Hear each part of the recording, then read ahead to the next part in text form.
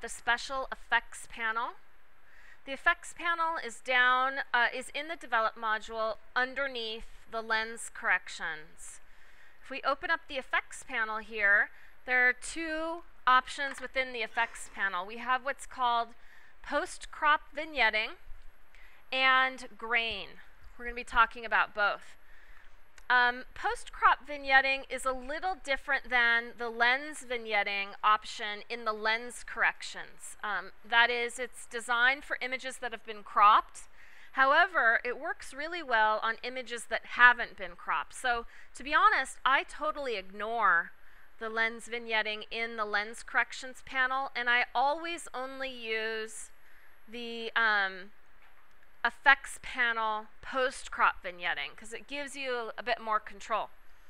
So the history of vignetting. What is vignetting? Well, let's take a look. Let's move the amount just all the way to the left, and we see that vignetting works on the corners or the edges of the image. Moving to the left makes the edges or the corners darker.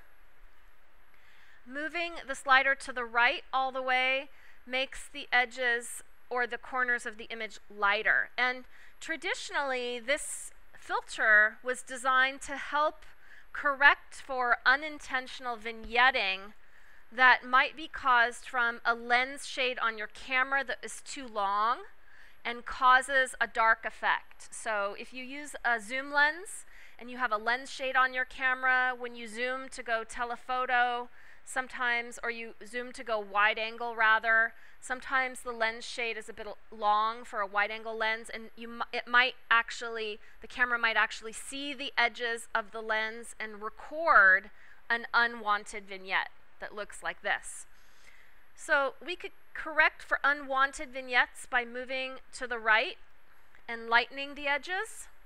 But what's funny is that because of the rise of Instagram filters and the popularity of these Lomo plastic cameras enjoying a resurgence, a lot of artists prefer to add vignettes intentionally.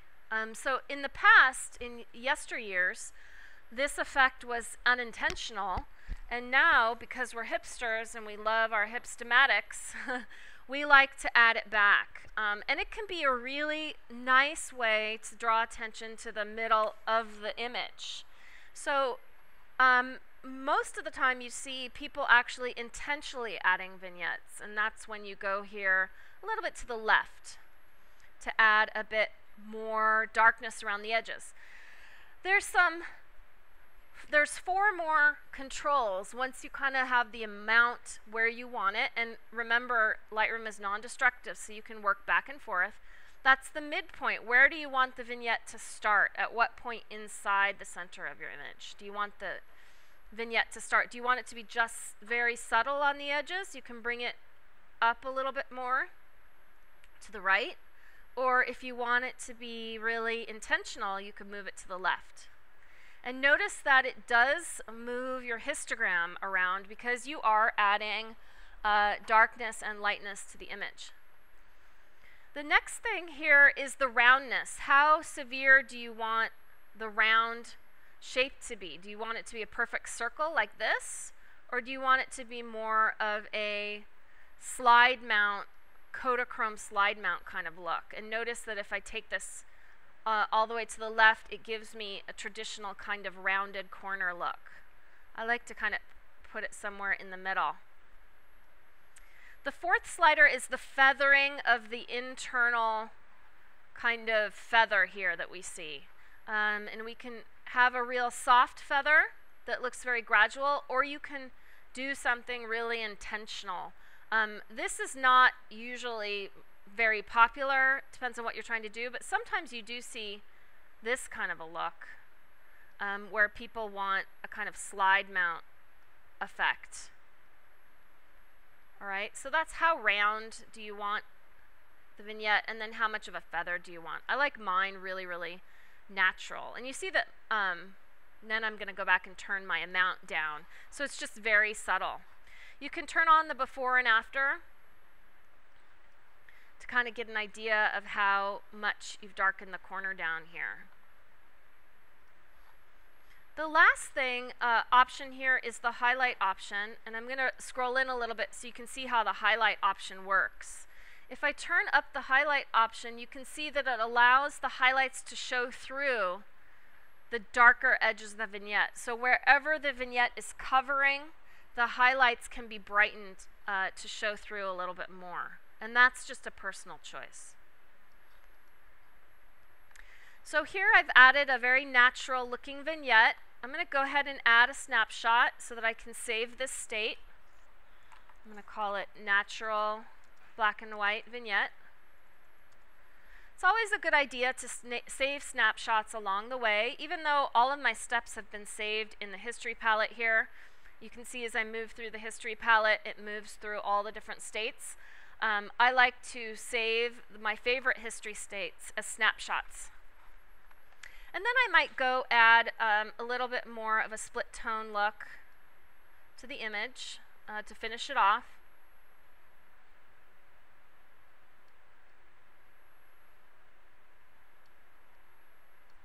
Little sepia tone in the highlights here, and selenium look in the shadows. Very traditional.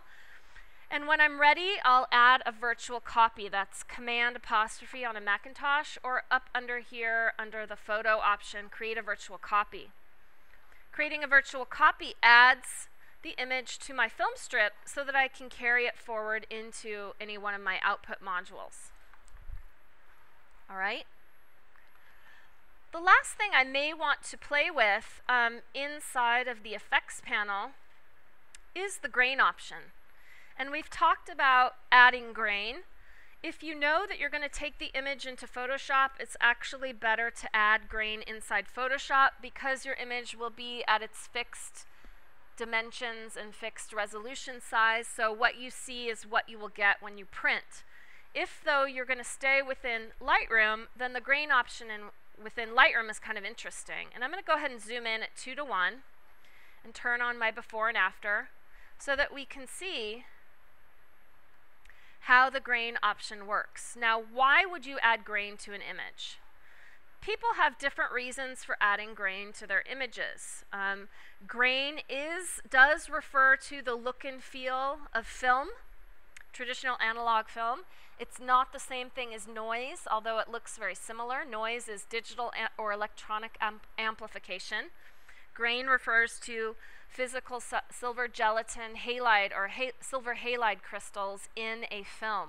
And the more grainy the image is, for example, over to the right-hand side, then the higher ISO the film is, generally. Like a 3200 grain might look something more like this. It also depends in the analog world, of course, how you develop the film also affects the texture and the size of the grain. So why in the digital world would you add grain? Well, many of us love the look and feel of analog film. We've grown accustomed to it, especially like in photojournalism. We might want to add a little grain to give it more of a film-like quality. Here's a nice kind of amount of grain to add to give it a film-like quality.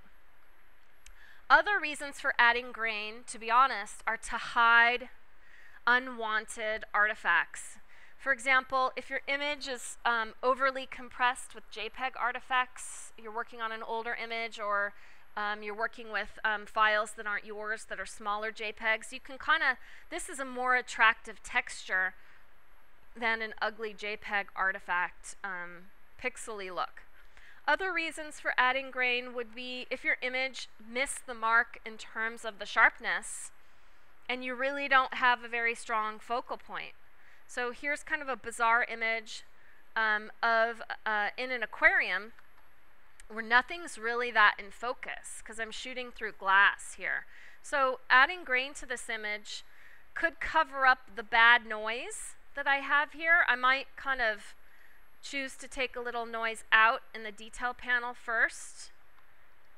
So it kind of seems strange, like why would you add a noise filter to take out noise and then add back grain?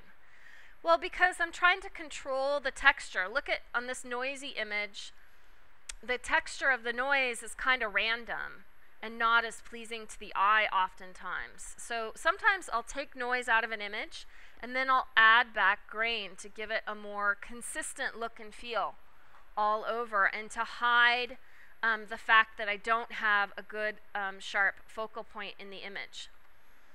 Another reason you might add grain is if you're trying to make a large format print and you don't have enough resolution.